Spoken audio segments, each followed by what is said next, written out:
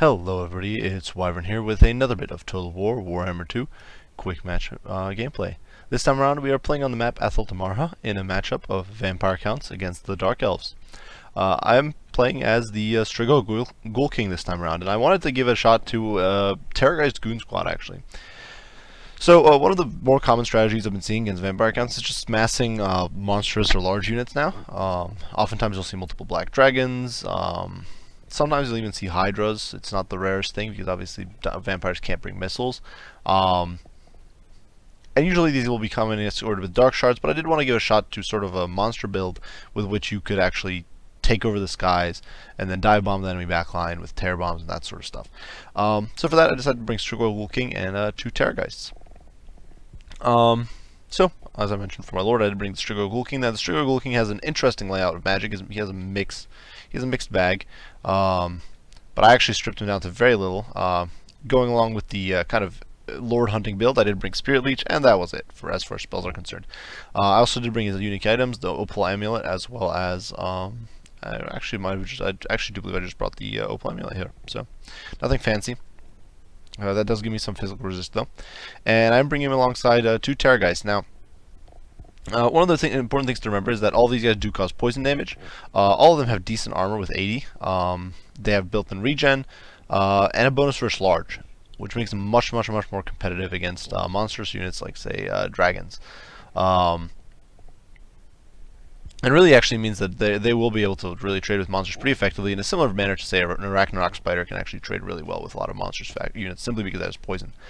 So definitely don't let the low weapon strength fool you. And they also have very high HP. I think actually even has more HP than Malekith. On the ground I did bring a Necromancer just to kind of support and provide me with a Foot Lord. This Necromancer is on foot and nothing fancy, coming in with Mastery of Undeath, coming in with Raised Dead, Invocation of Nehek, and trying to get, gonna have to zoom really close, trying to get a visual here, and the Forbidden Rod, which is self-damage, but gives you increased power recharge and an improved power recharge rate. And improved power reserves, 90-second cooldown, and honestly, given that you do have built-in regen with the Necromancer and you have self-heal with Invocation of Nehek, this is actually, I think, a really solid spell. Now, my front line is composed of a mix of zombies, the Tithe, and over here on the right hand, and the normal zombies, just because I had some points laying around at the end and I didn't feel like vettering my Graveguard up. My front line is a mix of 3 units of Graveguard and 2 units of Graveguard with great weapons out on the flanks. And I do have the Dire Pack out here in the woods, ready to kind of jump, hopefully, enemy Dark Riders, which I do anticipate will be here. Graveguard, normal Graveguard, is in my opinion one of, if not the most cost-efficient infantry in the game, definitely for its cost. It's just, at 750 gold, in my opinion, they're basically a must-bring if you're in just about any Vampire Count comp. If you're not going for some form of cheese, essentially. Just because their stats are so overall solid. And you don't necessarily have to bring, for example, Sternsmen, I don't think. I think Sternsmen are honestly kind of overpriced for what they do. I think, in my opinion, Vanilla Graveguard is more than adequate, usually. They just have very solid melee defense, decent enough melee attack against infantry. They can basically out-trade most infantry in their cost class, and really, except Chaos Warriors with great weapons, I would say these guys are probably one of the most cost-efficient infantry in the kind of mid-tier of infantry cost. For my opponent, he did bring Malekith on a dragon, so that was definitely making me a little bit happy. One of the things I did forget to mention is that the Terrorgeist actually did get a breath attack in Mortal Empires. It now does Death Streak, which is a magic missile attack, much like the Dragon Breath, and it's actually pretty powerful against single targets. Obviously, you can see here Malekith did actually bring, my opponent with Malekith actually did bring a lot of his spells, and he even brought a lot of his, he actually brought all of his items, which is definitely surprising. You don't usually see this. Because Vampire Counts, it's honestly the worst thing, because Vampire Counts do tend to rely a lot on their spells, and with these debuffs, you can definitely cripple them quite a bit. And my opponent did bring Power of Darkness, he did bring Blade Wind, Soul Stealer, as well as Gaze of Malice, all of which is, of course, just an ability. So this gives him just a very solid selection of spells, a very solid selection of kind of ruining my magic, and just a pretty solid lineup in general. For his front line, he did bring a mix of Dread Spears, Bleak Swords, and the Blackguard of Nagron. Blackguard of Nagron is actually really powerful. It definitely has very solid melee defense stats. It has okay melee attack, and it's actually the melee attack's more than good enough to chop through Graveguard. They have armor piercing. They definitely trade pretty well with most Vampire Count infantry. that they are definitely rather expensive. They also have psychological immunity, which is actually kind of important against vampire counts because you can often get feared or terrified or that sort of stuff. You can see I'm immediately breathing poor Malekith over here, trying to hit him with my Terrorgeist. You can see there's some witch elves on the ground, which could be potentially a threat if I try to land and fight down on the ground. A unit of Cold One Knights over here, ready to kind of counter any large shenanigans I try to do on the ground, and 3 units of Dark Riders with repeater crossbows, just to zone away my flyers. My opponent counters my breath spam with his own breath spam, and then starts spamming Dark Shards, which is not something I want to be around for, and you can even see some of the shots overshooting and hitting my poor graveyard over here. So I do kind of run away with the Terrorgeist, even as I'm being hit by a Soul Stealer, which is unfortunately going to heal Malekith a decent amount. Now the front line is clashing. Graveguard, despite having a pretty pitiful charge bonus, are going to chop through these Dread Spears very, very quickly, and my normal Graveguard is going to chop through Bleak Swords very, very easily. In the meantime, my Terrorgeist Goon Squad is just kind of running for dear life against these Dark Riders, even as I'm kind of working my zombies up to the front to absorb some shots for the Graveguard, blowing this Necromancer up, and just kind of letting things develop in the front line. My opponent is trying to flex around with his Blackguard and Aggron, and in the meantime, I, in my turn, am trying to flex around with the Dire Pack. Just trying to get into my opponent's backline and hopefully get the jump on these Dark Riders, who are at this point peppering down my Graveguard. Now, one of the things I've noticed in this last patch is that it does appear that enemy units, you can see I do cast a Spirit Leech on Malekith, but what I've noticed in this last patch is that enemy units with arcing shots do tend to arc over your troops much more easily. You can see the combination of fear as well as just the damage these guys are putting out has allowed me to kind of force these Dread Spears away. You can see I've dove down to the ground with Strigor Ghoul King, popping the Opal Amulet to reduce damage taken, and just terrifying off these Dark Riders, taking off a few models from in the process. My opponent does have these Witch Elves closing in on me, and I simply cannot allow them to lock me down on the ground, so I do immediately take off, just trying to get out of dodge and get as far away as I can. In the meantime, I'm allowing my Dire Pack to just pursue these annoying Dark Riders, just trying to zone them away. You see my opponent is trying very, very hard to shut down my Strigor Ghoul King, and my Winds of Magic are very badly being beaten, kind of harmed here by Malekith. I do cast another Spirit Leech on him, but with those Soul Stealers, he's definitely keeping himself afloat HP-wise. Here, Graveguard is slugging it out with some Cold One Knights, but my opponent in the meantime has kind of forfeited the rest of this frontline fight because he has been forced to pull back his Blackguard, trying to protect his backline against my horde of angry Terrorgeists. Horde just kind of flying around and this Goon Squad with Strigor Ghoul King, and just trying to chase down these Dark Riders, which is really not going too well for him.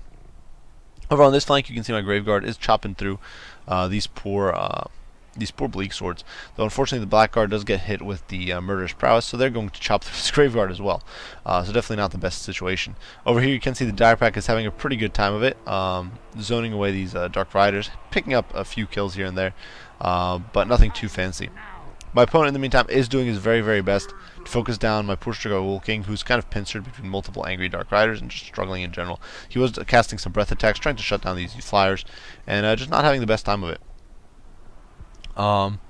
Over here you can see Dread Spears once again engaging the Graveguard, trying to slow him down. I have popped Invocation of the Heck, just trying to heal up my Strigor Ghoul King. So you can see he's actually approaching his healing cap, which is definitely a bit of a problem. Over here in the meantime, Malekith does dive down, trying to go after my Necromancer, who has kind of been keeping my line down here in the fight. And seeing my opportunity, I'm going to dive down, and you can see I'm already bringing in good old Malekith, as well as, good old Strigor Ghoul King and his 2 Terrorgeists to come in on Malekith and surround him down here on the ground. And you can see Malekith is being immediately hit with that poison debuff, and he's getting absolutely shredded in close quarters, pincered between summoned zombies, pincered between Graveguard, and of course the 2 Terrorgeists. He's going to have a very bad time. Over here, my Dire Pack has in the meantime caught some Dark Riders with crossbows, and they're tearing them to shreds. The Dire Pack has a very cool bonus of 14 against large, which makes them very, very potent in those sorts of situations. Unfortunately, over here you can see that my Graveguard with weapons has been wiped out, and the Blackguard is actually still in very, very good shape. Blackguard with their high melee defense is definitely a tough nut to crack for Graveguard, which tends to have pretty poor melee stats, especially without the help of, say, a unit like for example, the Corpse Guard with the Unholy Lodestone, or the Corpse Guard with just the Corpse Guard just to boost their melee attack, or without the help of, I'm trying to think of examples, but another useful, of course, ability is the Invocation of the Heck, but without that you definitely struggle a bit. Unfortunately, you can see my Strigor Ghoul King has been rampaged by the witches, who finally caught up to him, and he's being attacked by the Blackguard, which is making life incredibly difficult, and I'm trying to get him out desperately, but he's just dying. He's melting very, very badly against these dark shards. Fortunately for me, though, I have spooked away Malekith, who's shattered and fleeing. It's definitely a pretty good win there for me, and these Cold One Knights have become out of control, and they're now diving in, they're going to get bogged down here against the Tithe, which doesn't really matter, because of course they're zombies, so they're expendable. Nobody really cares about them. In the meantime, my Strigo Ghoul King is trying to worm his way out. He's in very, very bad shape, but he does have over 1200 HP. You can see my Dire Pack in the meantime has caught these Dark Riders, and they are tearing them to shreds, dropping models very, very quickly. You can see these guys are up to 50 kills, having an absolute field day against these Dark Riders.